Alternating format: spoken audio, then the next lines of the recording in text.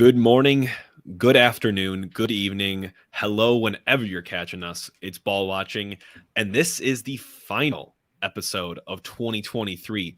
It's been a hell of a ride, Justin, through this full year. I think we're on like 80 or 90 or so episodes, maybe over 100 this year. I mean, a lot to celebrate, Justin, but I did just see this email. I didn't text you about it beforehand. I wanted to see your reaction. We reached 100K downloads yesterday. We did. I saw that. And did you see? So actually, they gave us a little like Spotify Wrapped, but for Buzzsprout. I'm gonna give you a line. Are we over under 90 episodes? We're not at 100. We're over 88. Over under 75 countries we've reached. I'm gonna go over. Just be bold here. 72. I'm just throwing you right. I'm throwing you these close ones. And then of our 100,000 downloads, 92.6 of them came in 2023, which is awesome. Wow. So cool. I mean, well, hey, that's a good way to start, Justin. Thank you all for tuning in and for your support all year. We'll make sure we put some of those stats out for you guys to take a look at, but it's insane, man. Numbers are crazy. And we have plenty of those coming in the new season. Justin, you'll tee us up for that as we get into the show here, but we got a crazy run of show for you all. It's been a while since we've talked City, MLS, Hope for the Holidays, a ton of stuff, but we've got Hope for the Holidays. We're going to make a big announcement here in just a couple seconds. And then we're going to talk about the MLS. We'll talk about MLS Cup, MLS bracket winner from our bracket challenge, US Open Cup, all the drama there, the rule changes. We'll talk about City as well, the new signings, the timeline of what's happened since we last really talked to you all about this kind of stuff. CONCACAF Champions Cup, the schedules got released. There's so much, but we're going to walk you all through it. So don't you worry. And we're going to do it quickly, Jake. We just talked about this. We're going to try to keep this under 45 minutes. There's a lot that we need to get into, but we are going to give you the quick and dirty version. Absolutely. Ain't nobody got time for that right now. Nope. Holidays. We're going to keep it for the holidays simple for you guys. So to start us off on a banger here, Hope for the Holidays. We made a last, couple day push here to get some final donations to help us hit our goal. You guys did it. We were able to hit our lofty goal, and the big donation amount that we will be giving the Foundation for Barnes Jewish Hospital, and specifically to treat and research head and neck cancers, is $40,000, 636. So $40,636 is what we as Ball Watching, you all as our listeners, our sponsors, everyone were able to pull together and make that big juicy number, and a huge, huge difference in the organization. Justin, I mean, we're super proud of this. I couldn't be happier to announce that. I mean, Jake, I also want to thank all of our listeners. I think what we posted on Sunday, that we were looking to get, we were $2,000 short, and we were just looking for $1,000 out of our fans and listeners, because we had a nice donor that's going to match up to $1,000. That means we raised $1,600 in 3 days after we were done with this. So thank you, everybody that's been listening and donating. That's going to go a massive way. And we'll be coming out with like some tweets and all of our posts about this. And we're going to have a recap video from Splice House coming up here in the next week or two too, as well. So stick around for that. I'm looking forward to it. Can't wait to do that. The video is going to be awesome. For those of you that made it, it'll be great to recap it. For those of you who didn't make it, you got to go next year. We're going to start putting some wheels in motion for our next installment of this, but it was a freaking blast. Hopefully you all enjoyed the interview we released as well with Robert Thomas and Kyle Hebert. But $40,000, guys. I mean, this St. Louis, this community, this club, we know how much, we're all interconnected and how much we care about our neighbors and the betterment of St. Louis as a whole. So we couldn't be more excited to contribute in this fashion. And Jake, this is a huge episode, and we would not have been able to do that without our sponsors. I'm going to give them a shout out quick, very early in this episode, because they are very deserving. One, The Pitch. Thank you again so much to Jenny and Blaze and team for helping us out and making sure that event went off without a hitch. And so with them, get to The Pitch. You have the bragging rights game this coming Friday for Mizzou versus Illinois. That is literally walking distance to Enterprise. Go there right beforehand. I think I'm going to try to be there as well before if I can get some tickets. You can go there for NFL Sunday, college football, all that stuff is coming up as well. I will then also say get to Soul Juice, get to souljuice.com using code BALLWATCHING for 20% off. Luis is moving Soul Juice back to St. Louis. I'm more than excited about that, trying to make some more connections there for him. And I will say also get to Series 6. It's the holidays. Go buy some clothes, get to Series 6, use series6company.com, code BALLWATCHING for 15% off. They have a lot of great gear, Budweiser, holiday-themed things. And lastly, I need to start working out before my New Year's resolution, and I'm going to City Pilates. I know we were talking to them at our event as well, and Jake's already been, and he said it was tough. I cannot even touch my toes, so I'm going to be very poor when I go, but I will be there. And you can go to City Pilates and using our code BALLWATCHING there as well. to get a discount. Yeah, discount on class passes, memberships, and everything they offer. I can't even touch my shins, but I left there getting close to my shins. So it's all good. It's all good. Time to turn over a new leaf in 2024. But yeah, no, thank you, Justin. The sponsors have been incredible, enabling us this year and getting exposure to you all and this community we've built. You guys have been incredible supporting us and supporting them. So thank you so much for an awesome 2023. We're gonna end this one with a bang, I promise. So we've got an MLS roundtable update here. Since we last talked to you all, actually, really since we last talked to you about MLS specifically and a lot of sporting side of things, the Crew, Columbus Crew, won the MLS Cup. I mean, Justin, I realized this afterwards, and I saw a bunch around it, but our group in League's Cup was a freaking disaster. Columbus was in there. Obviously, they showed us the business. And then we played Club America, who also showed us the business. And both of those teams went on to do great things, winning their respective titles this year. and we didn't do. Well, we had a great Western Conference regular season, so we'll take that. But hats off to Columbus. It was a great final. I thought it was, honestly, didn't love the setup of the playoffs, but I think the product on the field in terms of that final, it was really exciting. I mean, kudos to Wilfred Nancy and team. The Crew are not messing around. They were a solid looking team all tournament. The only thing I didn't like on that as well, Jake, is that I was at the pregame for my holiday party on that Saturday, and I realized it was almost halftime of the championship game. I was like, what are they doing? I know that like college football is going on and all this, but like a Saturday at like 3 p.m., I think is when they kicked off. I did not appreciate that. And I really wish they would have done more to kind of hype up that buzz. So I knew it was happening, but I don't know why. I just assumed it was a 6 or 7 p.m. game. But the one thing I'm going to do a big St. Louis Slew Bills shout out, Patrick Schulte, winning the MLS Next Pro Cup the year before and then winning the MLS Cup the year after. First to ever do it like that. He's only been in the league for a year, and he's been incredible. Big shout out to TK and everything that he's done for him, but could not be happier for the Slew Billiken. Heard TK was there. I mean, what a proud moment. Actually being in the stands and witnessing, one of your developmental products, coming to fruition in front of, this big stage after having such a big breakout season last year at MLS Next Pro.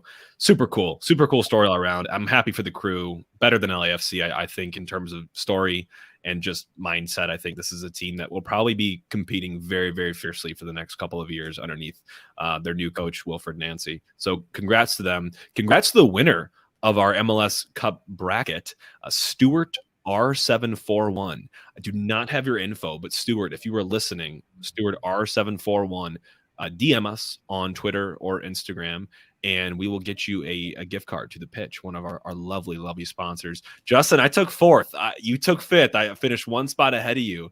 It was quite the interesting turnout in the standing. Read that bullet right below there, Jake, that I put in here. I would have definitely passed you in the first round, but I was supporting my boy Tom Barlow. He was on New York Red Bull at the time, so I had them upsetting Cincinnati. If I would have picked Cincinnati, if Tom would have now, who's at Chicago Fire, if he was not on the Red Bulls, I would have picked Cincy. I would have crushed you. So I just wanted to sneak that in there. And one last fact that I think people forget about: Lucas Ryan was on the Columbus Crew in the middle of the season, sold to the Saudi team Al Fatah SC on July 31st for a $2.75 million transfer fee. At that time, he'd played 20 games in the MLS regular season for the Columbus Crew, had 10 goals, 7 assists. If you want to compare that to other guys that won the Golden Boot, Dennis Bouanga, he only had 12 goals and 2 assists at that time. And your MVP, Acosta, only had 10 goals and 4 assists at that time. So the fact that the Columbus Crew still went on to win it with losing their best player and possibly the MLS MVP in midseason is kind of nuts to me.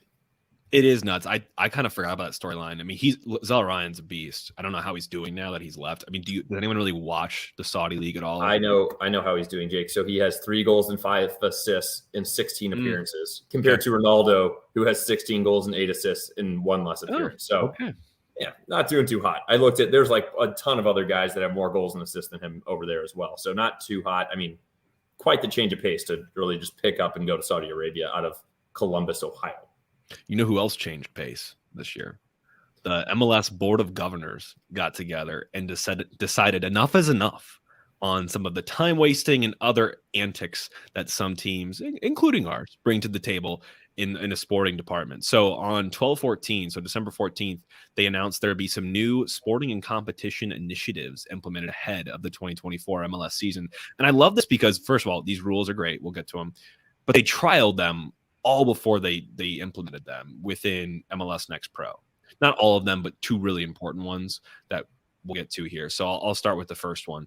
The off-field treatment rule is what it's called. So basically, if a player suspected injury remains on the ground for more than 15 seconds, which, Justin, that's probably like most injuries that we see in any league, top tier these days. 15 seconds is like a bare minimum to be on the ground, I feel like, for most of these guys. The referee will now stop play and wave the medical crew onto the field to evaluate the player. When safe, when everything's fine, the player will be removed from the field and remain off the field for at least 2 minutes to receive further treatment. That's 2 minutes. If you are on the ground for 15 seconds or more, you will be off the field for 2 minutes. There's exceptions, head injuries, goalkeeper injuries, serious medical events, yellow card, red cards. But Justin, this is going to clean up the time wasting. People just sitting on the ground, grabbing whatever body part is most convenient to them. I love this rule. I'm a huge fan of it. And I think this is going to be one that I'm going to have to tell all my buddies that are big NFL and NHL guys aren't going to watch the MLS or soccer, because this is one that really keeps people, that upsets people with how slow that it could be. And the guys, so there's people that have been rolling on the ground, not even stopped rolling for a total of 15 seconds. So, I mean, this is going to be huge for them. And the other one that's time wasting is the time substitution rule, which I really love as well. So this is maximizing the match time. So it requires a substitution of the player to exit the field within 10 seconds. So you can no longer be walking, like handing your buddies like high fives, taking your shin guards off, clapping. Like, you got to get off. Failure to do the 10 seconds will cause the incoming player to wait another minute before entering the field at the next stoppage time as well. So like, even if there's a throw in 45 seconds later, but then the ball's in play for another minute and a half, he's still on the sideline. Is that correct, Jake? Yeah, no, it's a great rule. Again, these people aren't hurt. They're just walking off the field, taking their ovations. Yeah, they basically, if they breach that 10 seconds, that new player will have to wait a full minute before coming on, which, yeah, you have to play down a man for that 1 minute. I mean, if this is the 80th, I mean, think about when the subs happen too. A lot of these are like last minute type subs or dying minutes. That 1 minute could really hurt some teams if you're stupid about it. Jake, I would say the biggest thing on this is it says before entering the game at the next stoppage. You could be off for a minute, but then if there's another stoppage for another minute and a half, you're playing down a guy for then 2.5 minutes at that point. So that's one where guys, like, even if some people are probably thinking like, well, what if they're in the far corner? You can exit the field at any part of the field. You do not need to go give him a high five where he runs onto the field and does the sign of the cross, grab the grass, kiss the sky, but whatever he wants to do over there, you just got to get off. So that is one that's big. You have here, they enacted in the MLS Next Pro during the 2023 season, and 99.7% of the more than 3,200 subs were completed in 10 seconds or less. So those guys got it. I would love to hear about the 0.3%. Like, just what were these people doing? Like, I mean, dude, exactly. Like trying to walk off and forgetting. And then all of his buddies are like, run. And it's too late. Unreal. I can't wait to see these two rules get broken for the first time and the reactions from people. It's going to be weird. It's going to be different. I mean, I'm not going to lie, Jake. I think there's a couple guys in our team that we're going to have to like practice this in practice, because we're going to have guys that are just like walking off. And like, if you don't think about it for the first 5 seconds and you're in the middle of the field, you're probably screwed. The other three are kind of smaller in stature, but this year we've called for it all season, Justin, in stadium and on broadcast VAR announcements. So now, pending acceptance from the International Football Association Board, IFAB, approval, VAR decisions will now be announced by the referee and in stadium. And on the broadcast for viewers at home. So now we don't just sit in this curiosity of what's going on and what's the call. It's going to be like the NFL holding. Like they're going to come to the camera and use the microphone and talk to us and tell us what the hell is going on. It's so small, but it's so simple. Just do it. And you definitely open yourself to more critique and criticism now, but at least it's transparent. Like, if I'm going to be mad, let me be mad, but let me understand what it is that I'm mad at. I would just be that way. Well, there was a lot of times we didn't even know if VAR was happening until we talked to George Gansner. But like, obviously it was all happening, but being in the stands, you're looking around like what's going on. And then a big rule that everybody needs to remember is once the ball is back in play, they cannot go back. So keep remembering that as we work into the season. Another one you have here, stoppage clock time. I love this one as well. Scoreboards, video boards, or in-stadium clocks will run until the completion of each half, including any additional time at the end of either the half or the second half. So essentially what used to happen is we would hit 90 and we'd have a +5 up there, and then we'd have no clue like how long that had gone by.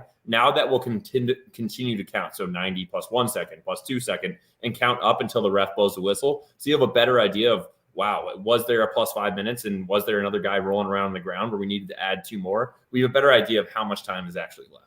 Yeah, I mean, before you had to start your own watch if you wanted to do that. That's what the refs did. So glad to see that. And again, simple, transparent. That's the theme here. Final one, which I think makes a lot of sense, especially considering the time that we're in with head injuries and the awareness around them, is a thing called return to play equity. So the opposing players who simultaneously incur head injuries requiring off-field treatment, who are subsequently then cleared to play, will actually return to the game at the same time. So if someone was left a little bit worse off, they are now going to, the person that also collided with them, that also had head injury, will be brought onto the field at the same time that they're finally cleared to play. So they're bringing this parity to this injury now. So if Justin, you and I collided heads and I'm worse off, you're going to not be able to get into the field until I'm able to get back onto the field. If we're both cleared, like if they're bandaging me up because I'm bloody and you're not, you're waiting until I'm ready to go. That's tough. I think I understand why from a safety issue perspective, but as far as you're kind of making your team down, but I guess it was your fault that the guys that injured. So I understand it. I think it's simple in that you don't want to encourage behavior of guys just playing through that and just get me on. Like, I'm good. Like, you passed your checks really quickly. The other guy's bloodied up. Like, just give it time because these things are hard to detect, man. I mean, how people do these concussion protocols on the field and with all the crowd noise, everything going on. Like, do you really think you can really assess that? I don't know. I'm not an expert, but it's got to be hard to do that. Yeah, I would agree. And this next topic, Jake, is a big one that actually news just dropped again today. So we had a long discussion about this and a lot of stuff we want to talk about. And I think we can still hit our hot points on this, but the US Open Cup on 12/15, the MLS announced that teams will not participate in it from an MLS perspective, which is equivalent to England's FA Cup. But we were going to have the MLS Next Pro teams play. And it was an uproar on social media for the past couple of days. But now being on 12/20, 5 days later, we have a little bit more clarity on there that the MLS was basically just saying things and they weren't really getting approval. Yeah, I'm really perplexed by this. Obviously, I don't know how you missed this unless you took a rocket and went to a different planet, because it actually went as viral as I feel like soccer news goes in the United States. It made ESPN, you were seeing people on the radio talk about it. But the decision was, the MLS worded it very carefully too. They said they plan to have MLS Next Pro teams participate in this year's US Open Cup, not their first teams. And it was shocking because this has been a tournament since 1914. We missed, a couple years for COVID, but otherwise it's the only tournament where you see the big picture of American soccer. Anyone can get in there. It's your semi-pro, your amateur teams, all the way up to your MLS teams. And it shows you, the idea of knockouts and real stakes, high stakes tournament. And Justin, you and I can get exposure to teams from different markets that we've never heard of, like Union Omaha, for example, coming here to St. Louis, and vice versa. People in Omaha, I'm pretty sure they just got internet, like a year or two ago, but they're getting to go to the St. Louis New City Park Stadium and have a new team to root for within their region. So it's such a cool tournament, so historic. And the fact that MLS decided to turn a blind eye to it, I get it, has its reasons, and I want you to kind of take us there. But I want us to kind of break down our personal kind of takes on it as well. So I'll just hop straight into it. So this was strictly a business move by Don Garber and the MLS, in my opinion. And unfortunately, I mean, as a fan, I think it sucks, but I kind of understood it when I thought about it more. Originally, I was kind of outraged, but then when you take a step back and think about the pieces of it, here's why. So it sucks as a fan. St. Louis has had teams who have won 10 of the US Open Cups titles, one of them being one of your family members.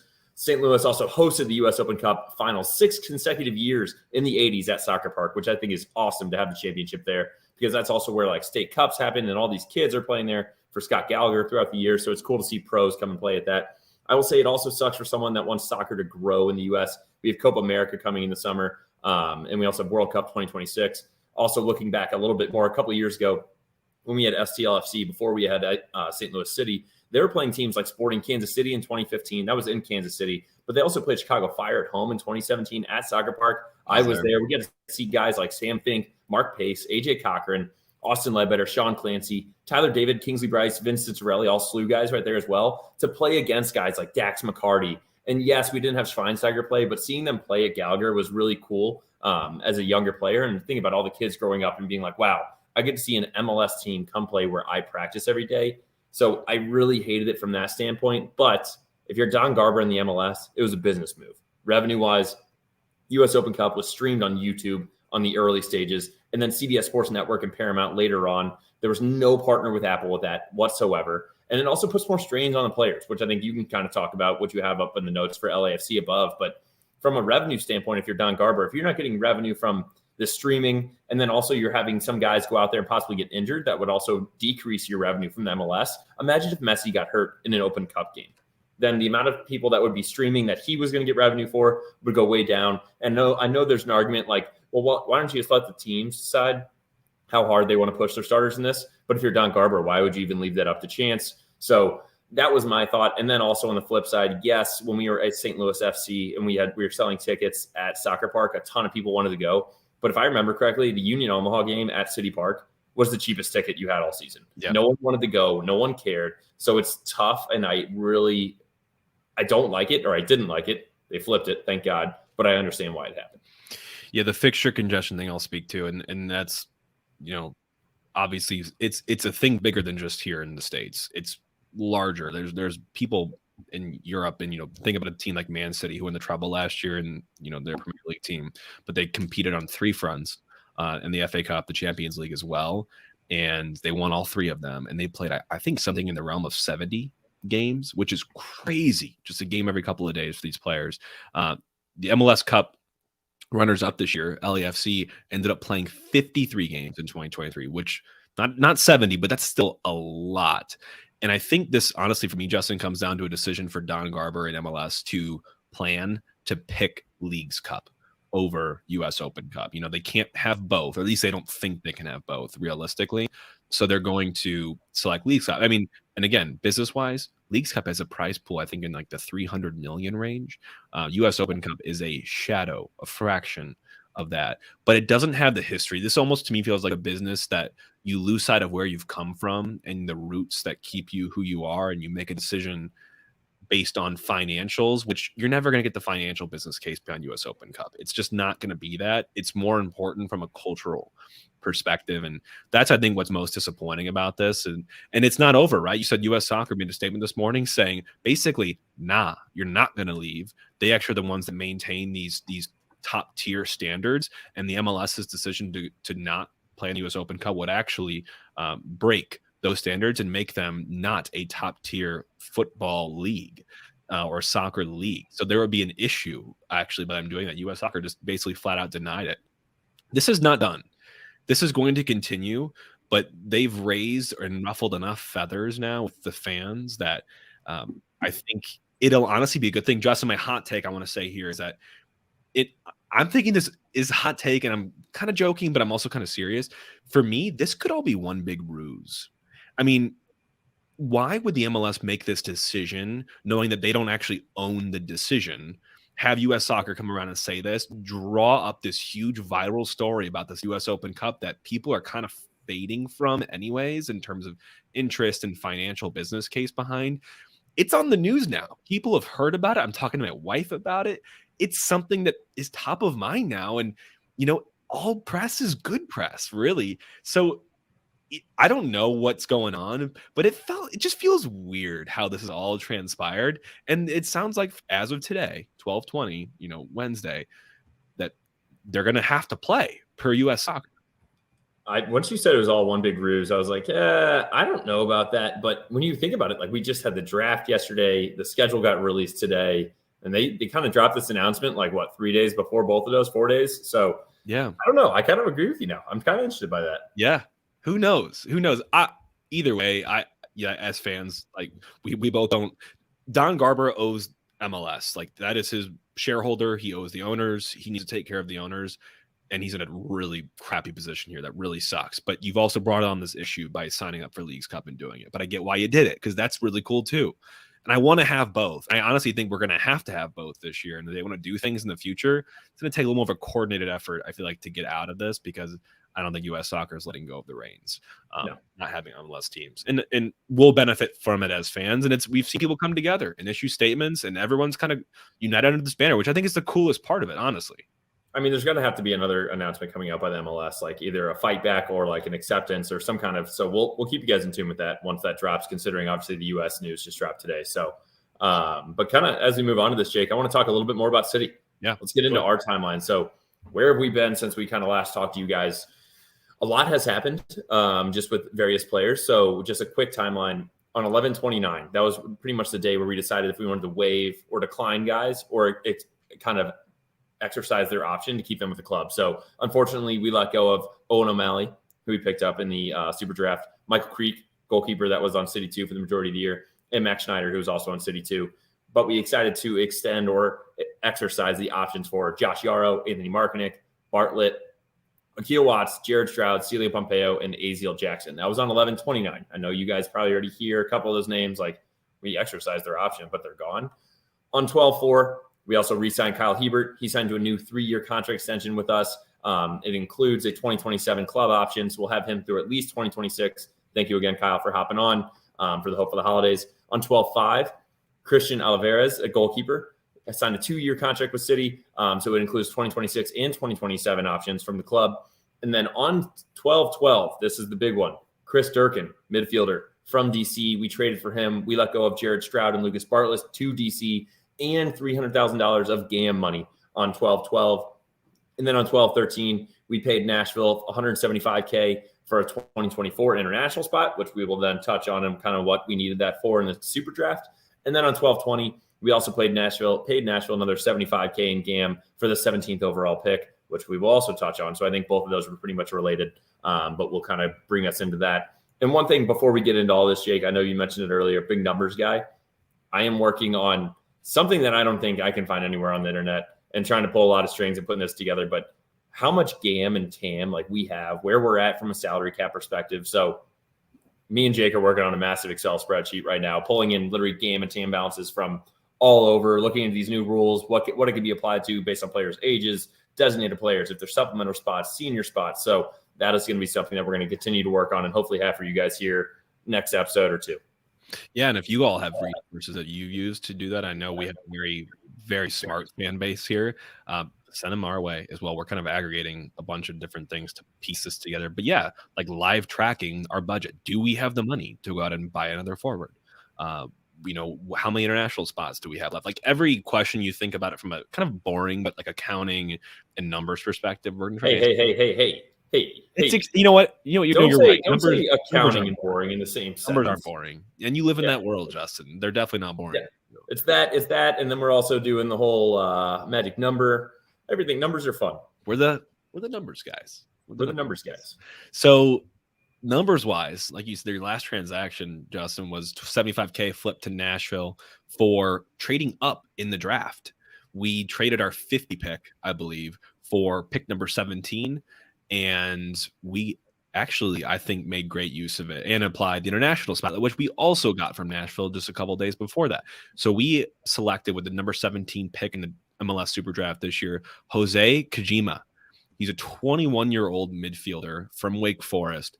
He's a box-to-box type guy. So again, box-to-box, meaning literally from the 18 of ours to the 18 of theirs. He's running all across the middle and side to side. This guy can play both sides, off and defense. And this one's particularly exciting for me, I think, because one, he sounds like a hell of a kid. I mean, he just, every interview I saw about him afterwards, he seemed like he just has his head on straight. Playing wise, versatility is a word that's used a lot to describe him. Though he was a box-to-box midfielder in college, he also played left and right back as well. 2 spots, which I think we could afford to have some more depth and sure options in.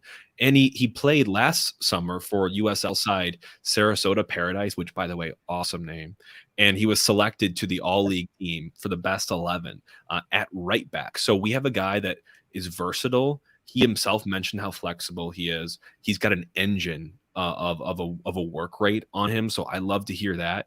And just like the cultural fit, it sounds like he's very academic in how he approaches the game. He brought every team, I heard this in the draft, every team a technical analysis of like their playing style and how he could fit into that during interviews. Like he sounds kind of nerdy, but I love it. Like I want this guy. That was gonna be the one fun fact I had. I mean, he's a Wake Forest grad. He's a smart guy. And even on then, he was like, "How would your teammates describe you?" He's like, "Weird." And I'm like, that rocks. Like, that's perfect. And so I think that one of the cool stats about him that they said on the draft too is he came over from Japan when he was just 12 and kind of bet on himself to get his own soccer contract. And now that he's here, so he's actually back in Japan, or he was during the draft. I'm assuming he's still there. That's a long flight. Yesterday when the draft went on. So huge congrats to him. Very, very excited to have him on the team. I think it's going to be a great utility guy, and I would love to see him possibly make the first team roster. If not, we'll see him on City 2 a lot. So one thing, Jake, before we go into the next guy, we talked about numbers real quick. I meant to mention it earlier.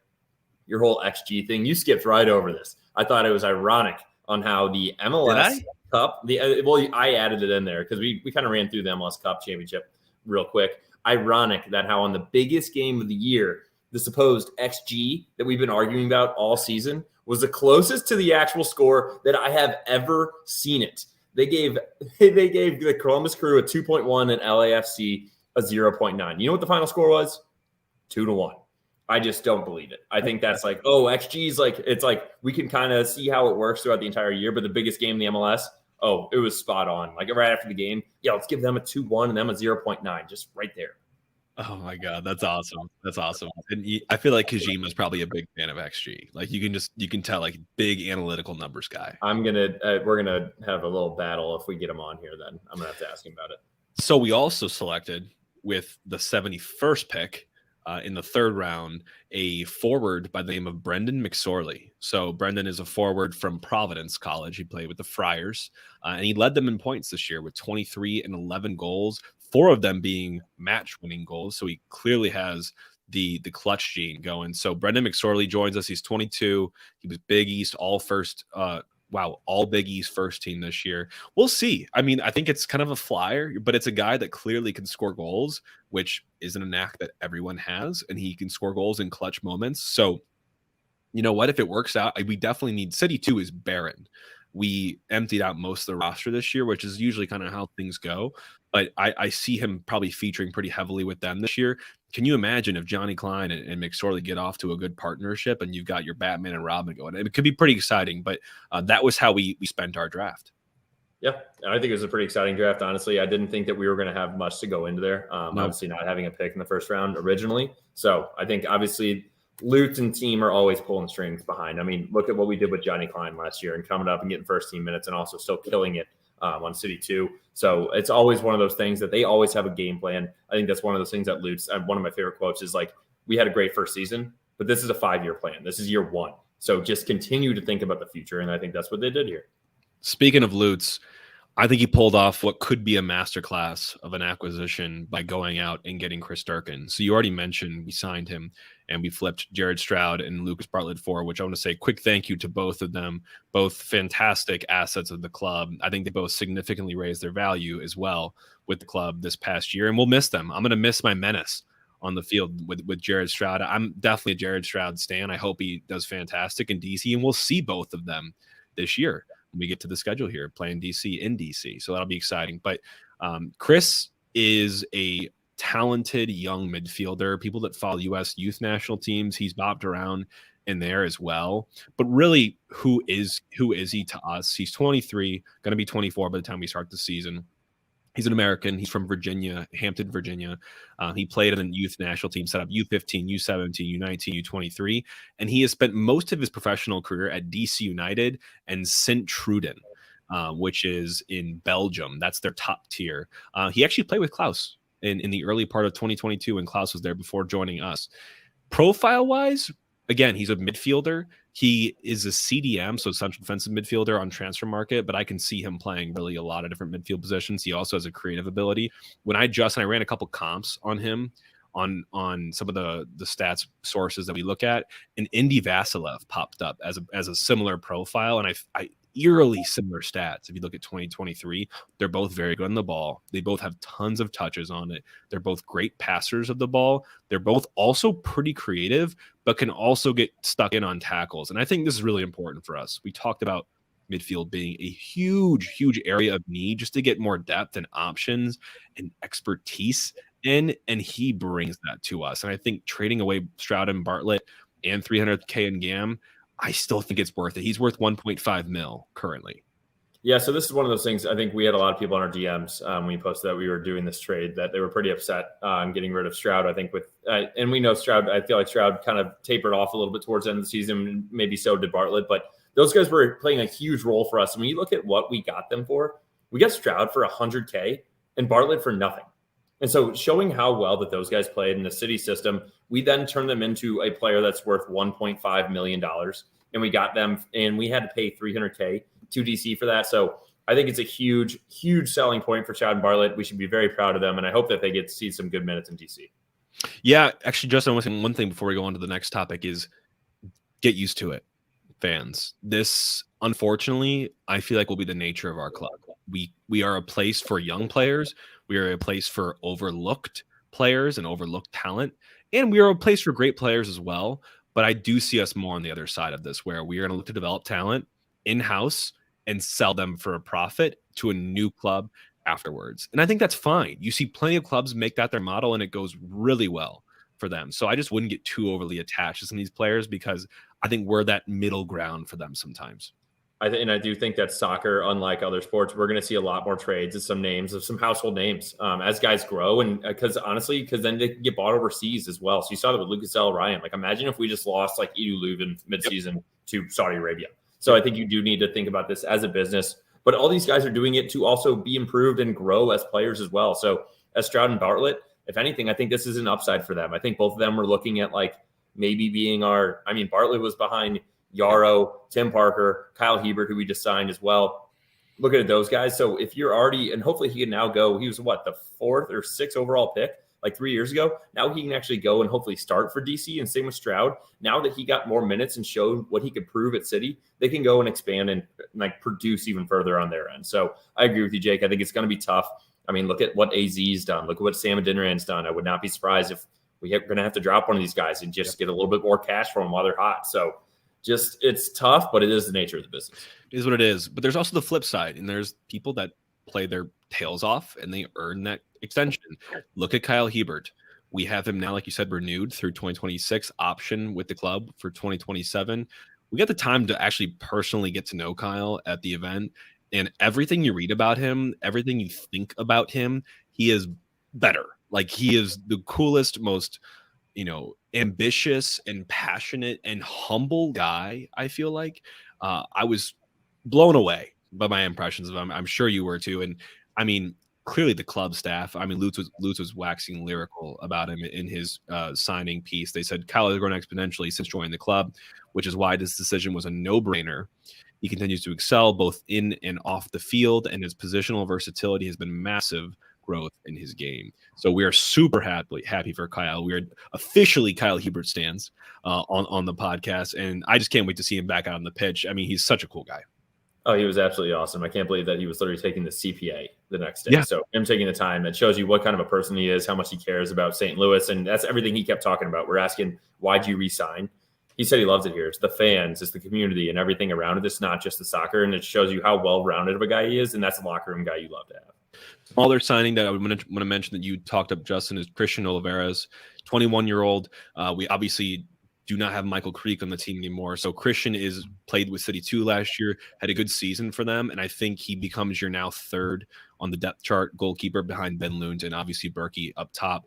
But I think you could see here, this is maybe starting to become, because of his age, being 21, a little bit of a succession plan. Starting to think a little bit ahead, because clearly he's got potential. He had 43 saves in 12 matches for the MLS Next Pro this year, and had a good season, all things considered. And so he will become the third and potentially, eventually get to that spot if he's able to develop the way he's developing right now. So I'm super happy about that. Justin, the other thing we had in here is about CONCACAF Champions Cup. We'll spend more time in an episode talking about that. I think it deserves a little bit more than we can give it right now, but I want to keep this, shorter and concise for you all for the holidays. So we'll jump to the last two things, which is scheduling. So one thing I want to jump to too, Jake, if you want to impress your family, CONCACAF stands for the Confederation of North, Central America, and Caribbean Association Football.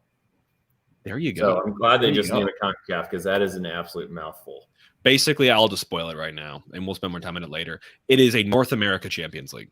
and we qualified for it by being the top of the Western Conference. All it means for us right now is we have 2 matches additionally on the schedule. We are going to play a home and away against Houston.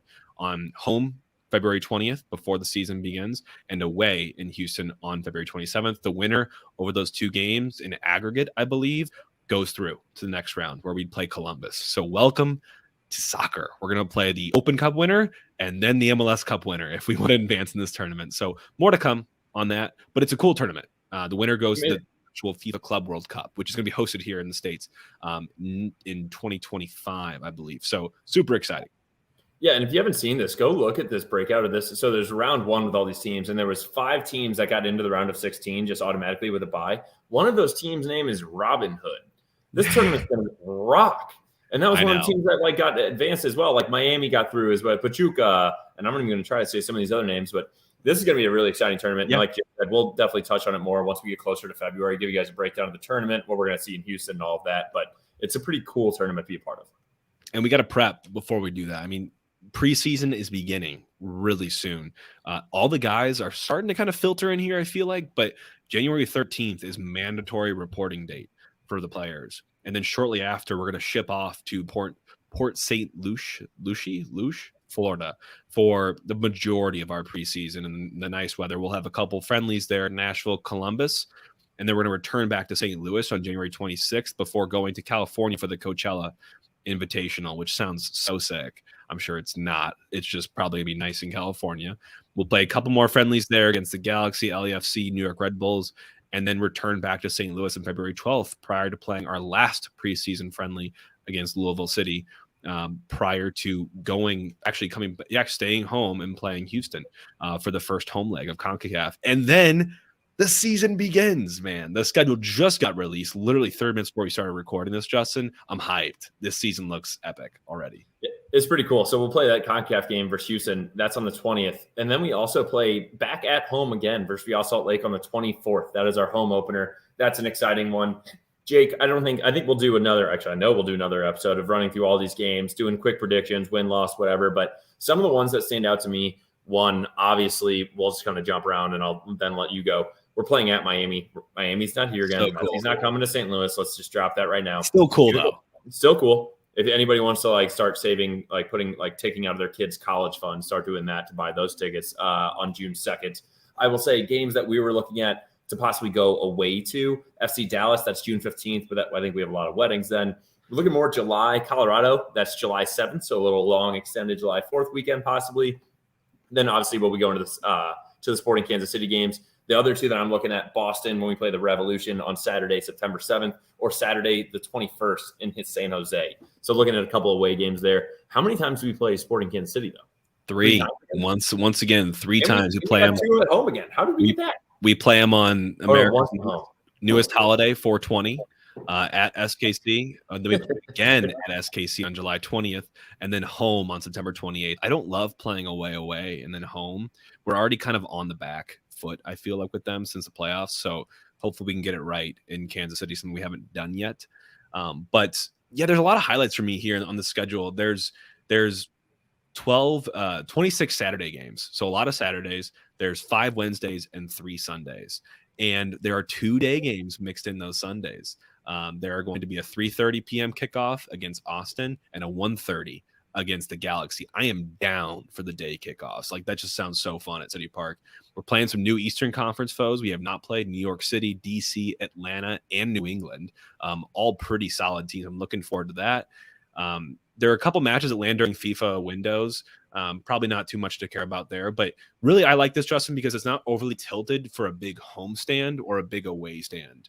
That's the one thing I was going to say. There's only one time period in this entire season where we have 3 away games in a row. That's July 17th at Seattle, then at Kansas City, and then at the Timbers. That will be a tough stretch, especially when you think about that late in the year going into August and then only having 7 games left. But overall, so we don't have any games where we have 3 home games in a row either. We just have a couple back-to-backs where we play like Chicago at home and then LAFC. Speaking of Chicago, May 11th, that's my sister's birthday. Tom Barlow is now playing for Chicago Fire. I will be in the stands. I might even upgrade our seats, Jake. Might go all-inclusive on that one, a little Saturday night, 7:30 p.m. and see our boy Tom. Do it up, man. June is, I don't know, and you mentioned that's in May. June after that is going to be a crazy month for the club. I mean, we don't know about US Open Cup and how that features into this yet because all the drama going on right now. We don't know about CONCACAF Champions Cup because that'll just have begun, but those games could feature into here. But June, we have 6 matches going on. It is our busiest window. We have those 6 matches all within 28 days. So people, I know we've all been fiending for our fix. You're going to get it. Trust me, it is going to be an insane summer for City. It's also pretty insane. I think it's also how June falls because of those 6, 5 of them are Saturdays. We only have one Wednesday one in there. And I think that's because, like you said, though, Open Cup will be starting to play in there. So we could have probably, 8+ games in June alone? Yeah, it's nuts. Which is absurd. It's nuts. But I'm salivating over it. It's going to be – I'm just glad that we had this again. Remember the excitement from last season looking at this first schedule release, and now we can hopefully one of the first people to break it down for you all because it just got released. But it's coming. It's coming, guys. We have our first official game on the books, and that is February 20th at home here at City Park. I will see y'all there, CONCACAF Champions Cup, and then 4 days after, we're starting our MLS Cup run, and we'll see what we can do this year. We're going to do a ton more, Justin, for you all around predictions and what to expect heading into this year, or do our superlatives again. But this is kind of that end of year / pivot into the new year episode for us. So there's a lot to be excited about. Hopefully you've all enjoyed this show. It's been fun to get back into the groove of an open-ended type show that isn't around the game. So I've had fun. Yeah, no, this was a great episode. I think we covered a lot. Hopefully we did it pretty quickly. It looks like 46 minutes here, so not too bad at all. I want to say thank you, Jake, for another great season. We're closing this one out. This will be our last episode of 2023. I want to tell everybody happy holidays, whatever holidays you support. And I hope everybody stays safe, stays warm. I think weather's not going to be too bad coming up. I think we're going to have an awful January, February. That Houston game could be disgusting. But I just want to say thank you to all you guys and $40,000 for able to donate to the foundation at BJC. Could not be more thankful for that and everybody that helped contribute to that. Yeah, no, thank you, Justin. Thanks for a great year. Thank you to everyone again. So much to be grateful for. You all listeners, this donation to the foundation. It's been a hell of a first full year and a first season here, and we will be back for our sophomore season. But everyone get some R&R. Have a great holiday season with you and yours, and we'll be back with you early on in the January timeframe. So everyone rest up and get ready for a haul of a season. And happy holidays from us here at Ball Watching.